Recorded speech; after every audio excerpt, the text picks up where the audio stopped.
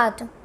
When we examine the prayer clause in the writ petition, what we find is that this petition seeks a direction to be issued by this court in exercise of its jurisdiction under Article 226 of the Constitution of India for commissioning a study in respect of the history of a monument known as Taj Mahal, which is situated in Agra. Stop para.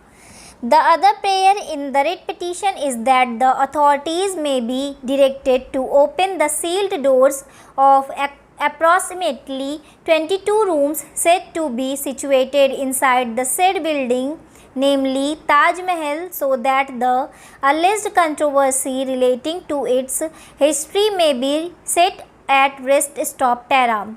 The third prayer made in the writ petition relates to a declaration which the petitioner has prayed for to be made by this court for declaring a parliamentary enactment, namely ancient and historical monuments and archaeological sites and remains (Declaration of National Importance) Act 1951 to be ultra vires the provisions of Article 19 (1) A 25, 26, 49 and 51 capital A (F) H of the Constitution of India to the extent the said act declares certain monuments mentioned in the prayer clause as having been built by Mughals. Stop para. Another prayer made in the writ petition is for issuing a direction to the respondents, particularly the Archaeological Survey of India, to open the locks of the upper and lower portions of the four-storied building of Taj Mahal and to remove all the walls built which are blocking such rooms, and further to investigate scientifically and certify as to which of two cenotaphs are fake. Stop para. On a closer examination of the prayers made in this petition, we are of the opinion that the petitioner has called upon us to adjudicate and give a verdict on a completely non-justiciable issue. Stop. While exercising our jurisdiction under Article 226 of the Constitution of India, though it is said that this court is a court of plenary jurisdiction, however, the power of judicial review is circumscribed by certain well-recognized and established legal principles. One of such principles is the doctrine of non-justiciability. Stop.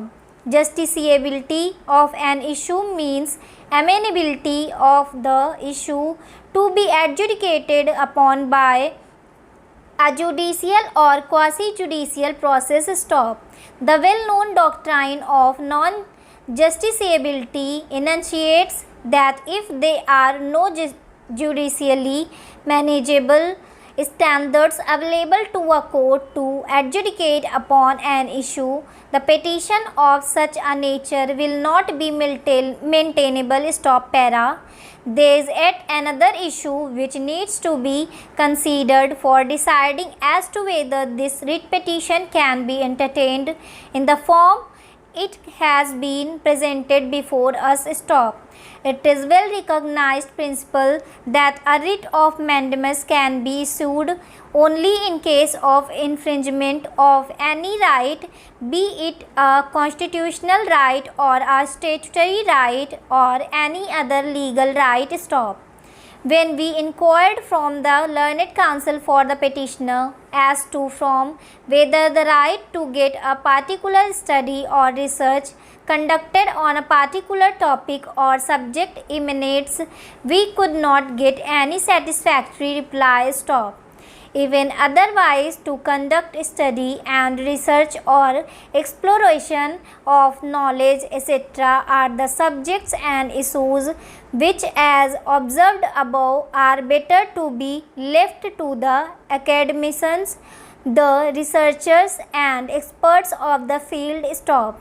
In absence of infringement of any legal or constitutional right, we are afraid we are not able to entertain the writ petition. Stop.